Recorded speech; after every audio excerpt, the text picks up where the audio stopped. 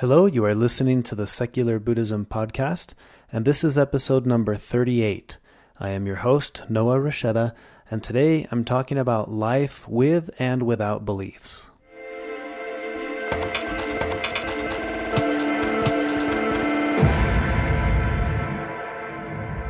Have you ever noticed the TV or billboard ads for whiter teeth? They always show you a comparison. Here's what teeth look like with this treatment, or here's what they look like without this treatment. And this tactic seems to trigger in us the thought, what would I look like with this treatment? Or perhaps even worse, oh no, what do I look like without this treatment? And this attitude of comparing, it plays a part in all forms of advertising, all forms of marketing or advertising, that pretty much says, here's what life would look like with this new car or this energy drink or this product or service. And then it's left up to us to imagine what it would be like without. And we don't want to miss out. So that's what compels us to want to get something. And we're constantly being presented with this dualistic set of realities. There's what is, and then there's what could be. And all you need is this one product or this one service. And this is a tactic that plays on our natural curiosity because we have a natural eagerness to want to compare and to contrast things. So what if we could use this natural curiosity to look more deeply into our own lives, into the nature of our own minds, our thoughts, and our deeply held beliefs?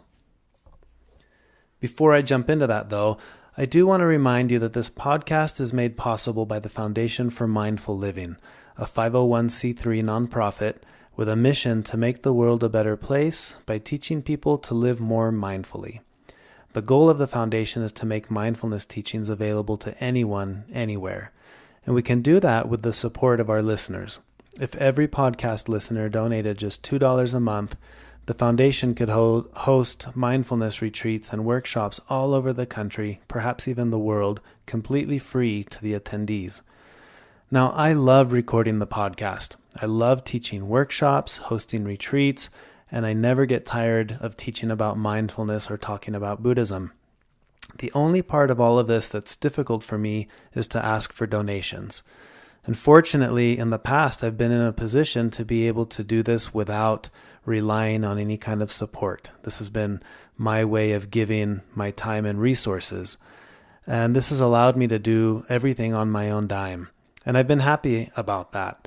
Unfortunately, though, as some of you may know from listening to recent podcast episodes, I'm going through a difficult phase with my business, and very soon I will no longer have the business, and I will not have the same financial freedom that I've had in the past to continue running this the way that I have using my own resources.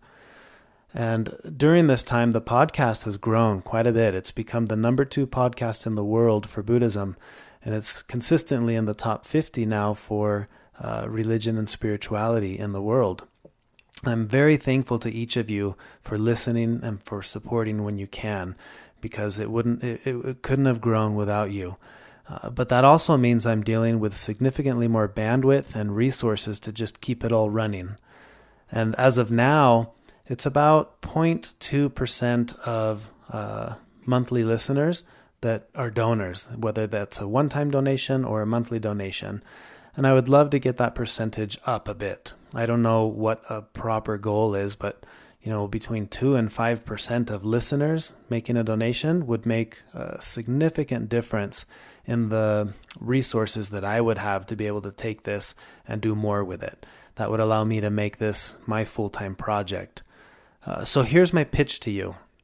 If you're getting any value from these podcast episodes, if you're in a position to be able to, consider visiting secularbuddhism.com and click on the donate button at the top of the page and consider becoming a monthly contributor, or at least making a one-time donation that can go towards the cause of making mindfulness teachings available to everyone. Now, normally, you have to pay for something and then you get to see if you like it or if it was useful. We've all done this. You go buy a product, you spend a couple dollars, and then you get to see if you like it. Or if over time, if it's something that continues to remain useful to you. Now, that's what's nice about this setup with a podcast. Podcasts are free, and I want that to always be that way. And I don't want to I don't want to start bringing in advertising as a form of supplementing the income that I would need to do this. I think that kind of muddies the waters a bit. But with this format, it's a little bit different. You get to listen to the podcast, and over time, you get to decide notice if these teachings are making a difference in your life. And if they are, if you're benefiting from this content, then you get to choose if you want to support it. And that would ensure that I can continue recording new episodes, and even more regularly than I do now, because I would be doing it full time, and continue to provide you with content that in turn continues to be beneficial to you in your day-to-day living. So I'm not asking anybody to donate unless you feel that this podcast has been beneficial to you and you are in a position to be able to. Because one of my main things has always been, I don't want any of this content to be restricted to people who can afford it. That's why the workshops that I'm doing, the recent format is to make these completely free. But every donation makes a difference with the mission of the foundation and the mission of the podcast, to take what can sometimes be complex teachings or complex topics and make them easy to understand and accessible to anyone who's interested in learning more about mindfulness, Buddhism, and meditation. So that's it. That's my one-time pitch to you. I don't want to take up nearly as much time talking about this in the future, because I just want to go into talking about the content of the specific topic for the day. And maybe I'll have an occasional reminder or a quick blurb about it if it's something that's still needed. But hopefully with your help, we can get the percentage of listeners who donate from 0.2 up to a higher percentage, and that will make all the difference. So with that out of the way, now let's jump into this week's topic. So we all have beliefs. In fact, it's one of the things that makes us function so well as a species, as a highly evolved species. The fact that we're capable of creating and collectively believing stories is what gives rise to our modern civilization. Now, there's a whole book about this called Sapiens. You should check it out. But essentially, our political, financial, and even religious systems all work because of our shared beliefs. Think about that. If we didn't all believe that this little green piece of paper had any value, our financial systems would collapse and we wouldn't be able to trade or do commerce anywhere near as effective as we can now, because of our common held belief that this piece of paper has value. And today I want to talk about beliefs and the role that they play in the narrative that we build about reality. I've talked about this in the past. There's reality, and then there's the story that we have about reality. In other words, there's you, and then there's the story you have about who you are. And these are not the same thing. It's two different things. The story we construct about reality is determined by the beliefs that we hold. So you could say it's our beliefs that build a fictional world. And this isn't necessarily a bad thing. The problem is that when reality doesn't fit with your beliefs, then you run the risk of causing suffering for yourself and for others, because you're trying to make reality fit the narrative of your own fiction. And here's the thing about reality, though. Reality is under no obligation to make any sense to you. If you're a regular podcast listener, you'll recall this story or this incident that I had a while back about meeting with Chris in China, one of my suppliers. And how for months I had been communicating with Chris over email, and when we finally went to meet in person, I just couldn't see Chris anywhere because I kept thinking he's not here. And after enough time went past and I finally sat down, the girl sitting next to me that whole time that I didn't even realize, she looked up from her phone and said, "Oh, hi, are you Noah? I'm Chris."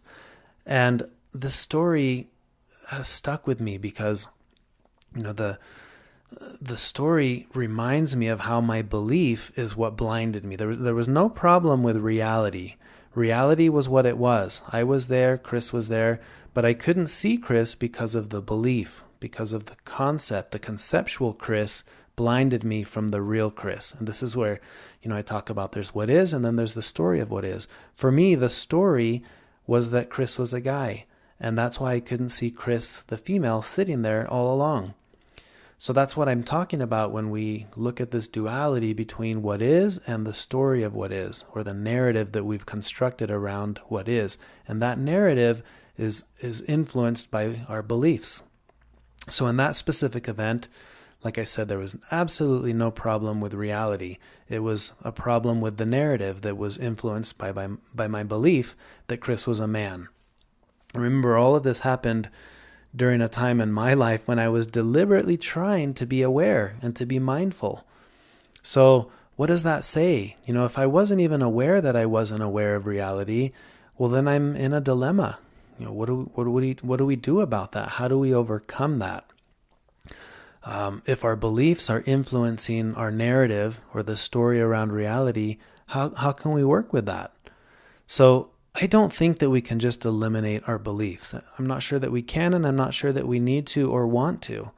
But by understanding the connection between my beliefs and my perceived reality, I can become much more introspective with the role that I'm playing in my own self-inflicted suffering and the suffering that I may be causing to others. So I want to elaborate on this just a little bit more by introducing you to a popular Zen koan. And if you'll recall, I've talked about this in the past, but a koan is a riddle. It's a story or a question or a saying. It's something that's meant to be difficult, if not impossible, to understand or solve. But it's ultimately meant to serve as a tool that essentially knocks us away from our conceptual thinking for a minute. So koans are used as tools to help us have a glimpse of reality without the bias of our beliefs and our stories. And remember, there's no problem with having beliefs or stories. It's just problematic when we confuse those things with reality. So a koan can introduce us to the possibility of seeing or glimpsing what the world might look like if we could see it just as it is, without our beliefs, without our concepts. So what does life look like if I'm suddenly not relying on the stories I tell myself about reality? Well, let's look at the koan a little bit. The koan goes like this. It's an expression that says, "The great way is not difficult if you just don't pick and choose." That's it.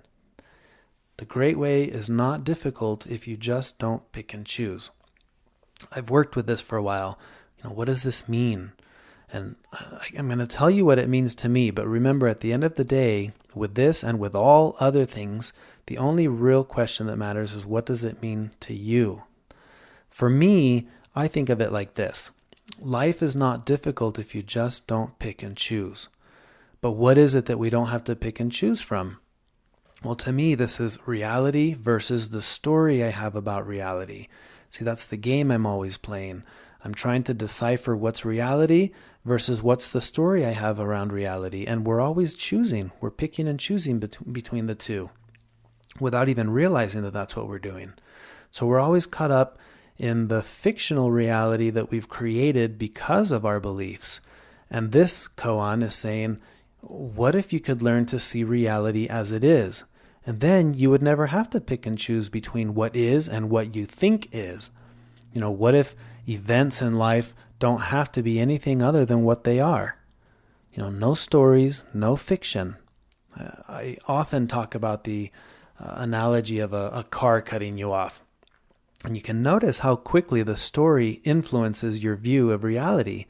The real suffering in that event has nothing to do with being cut off. It has everything to do with thinking, that a jerk just took advantage of you or something along those lines. But you see, that's the story. That's the story part. That's the fiction. And what this koan is alluding to is that life is not difficult if you don't have to pick and choose. I can be with reality as it is. What if we could approach events as they unfold in life without the stories that we've attached to those events? I often talk about what it feels like to be out in nature, because it's one of the few places where it seems to be very easy to drop all the stories, all the narratives, all the fiction. We aren't out there in nature looking at trees thinking, wait a second, you need to be more straight, or your leaves are not green enough, or sorry, there's too much bark growing on the trunk of this tree. Like, we just don't play that game. It sounds absurd and silly to even imagine that. But that's what we do in real life. When we're out in nature, we simply allow nature to be just as it is. And in return, we don't feel that nature plays that game with us. You don't go out in nature and feel like the trees are judging, what brand of backpack I'm wearing or the color of my shirt or whatever. It's in these moments where we're completely at one with reality. We are just with what is. And when we're like that, there's no tension, there's no inner conflict, there's nothing to add, there's nothing to subtract. You're just there with what is. There's just what is. And how refreshing does that feel? What if we could be like that in other aspects of our life? What if we could be like that with other people? Or even more, what if we could be like that with ourselves? That's the essence of what it means to be able to live with and without beliefs. It's looking at the role that they play and how we are with ourselves. So beliefs and thoughts and feelings, these things arise naturally in the same way that the wind or the rain does. When the causes and conditions are right, it rains. And when the causes and conditions are not right, the rain is gone. Beliefs and thoughts and emotions, this whole sense of self, it's very similar. The key is to remember that we don't have to agree with them or to fight against them. That puts us back at picking and choosing.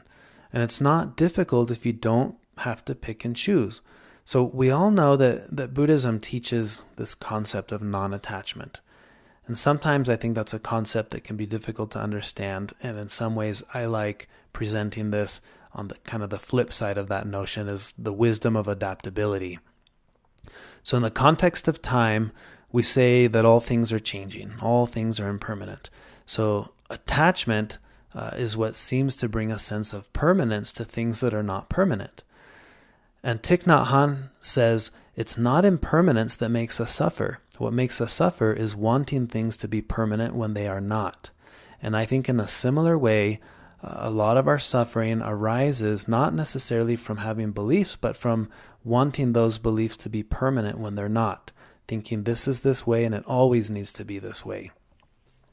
Sometimes I like to think a little bit about what it must have been like when science was making that transition from the geocentric view of the universe to the heliocentric, and how, I don't think the problem was that there was a geocentric view of the universe.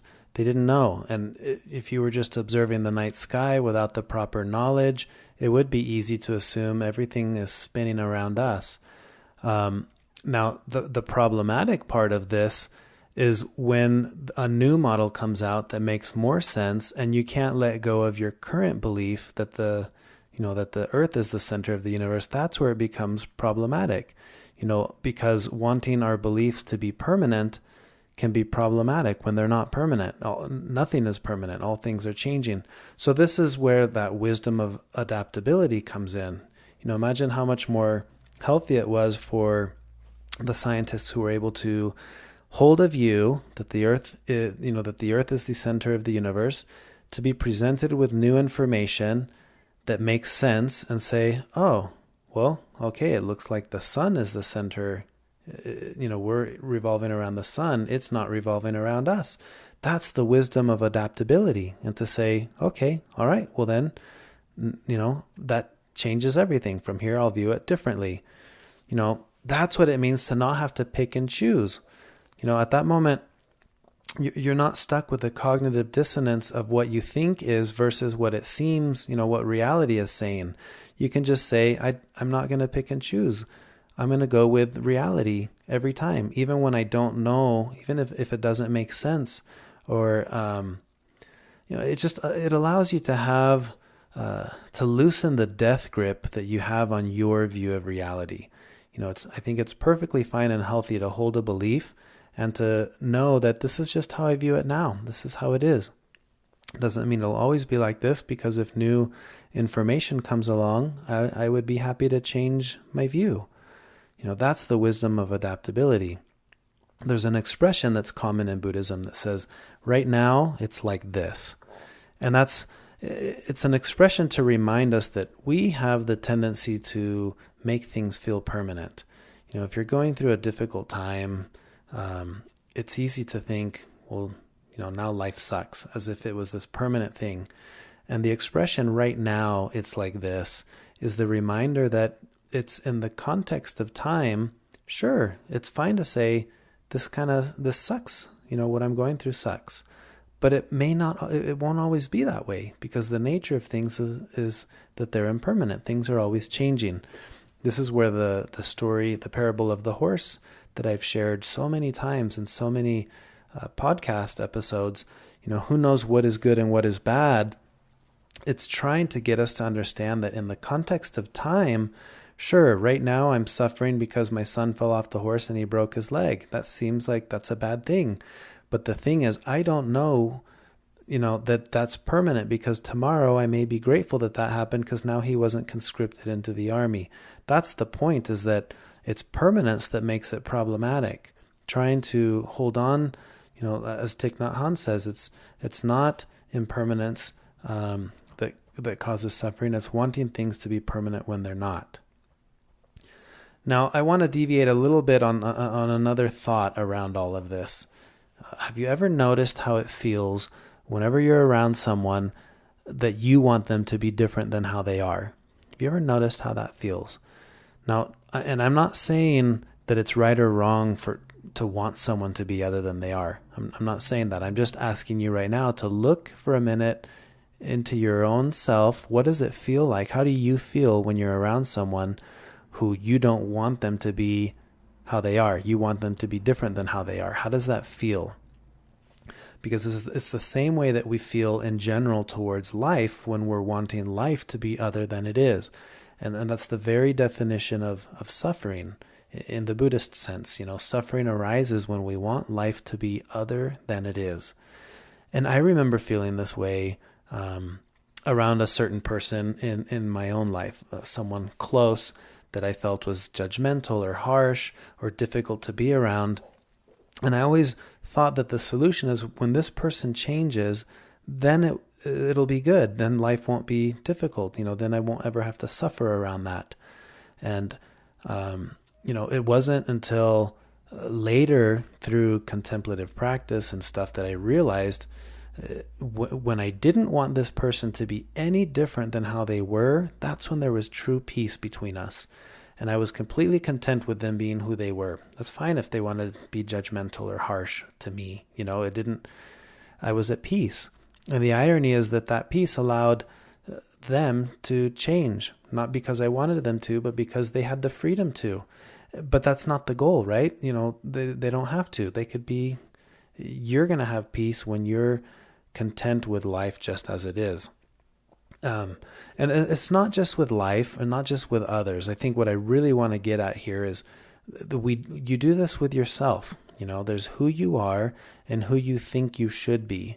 And to even make matters worse, there's also who you think someone else thinks you should be. But we're playing that same game. We're wanting life to be other than it is, and it causes suffering. So when you're playing that game, there's who you are and who you think you should be. The moment that you can look at your life and you no longer want it to be any different than it is, you will experience peace. When you no longer have to pick and choose between who you are and who you think you should be, you will experience peace. Or when you look at someone else, you no longer have to choose between who they are and who you think they should be. Think about that for a minute. Just imagine, what would life be like if I didn't have to pick and choose? That's kind of the premise of this koan. What if I could be with reality just the way it is? This is the great way is not difficult if you just don't pick and choose. That's what that means to me.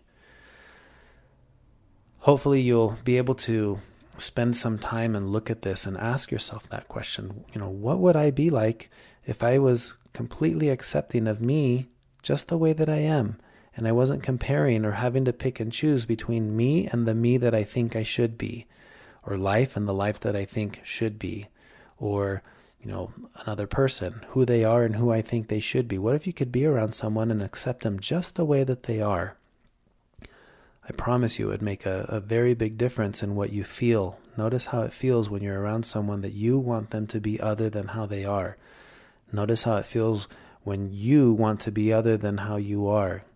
That's a tumultuous thing to experience.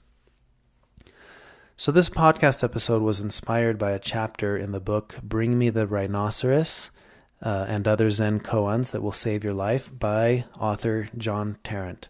If you want to get a little bit more in depth with this specific koan, The Great Way is Not Difficult If You Just Don't Pick and Choose, I recommend picking up that book.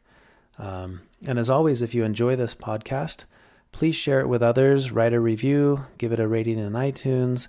And remember, if you're new to Buddhism or you're interested in learning more, you can listen to the first 5 episodes of this podcast in order. They serve as a summary of some of the key concepts taught in Buddhism. You can also check out my book, Secular Buddhism, Eastern Thought for Western Minds, available on Amazon, Kindle, iTunes, and Audible. And for more information or links to those books, just visit secularbuddhism.com. And that's all I have for now, but I look forward to recording another podcast episode soon. Until next time.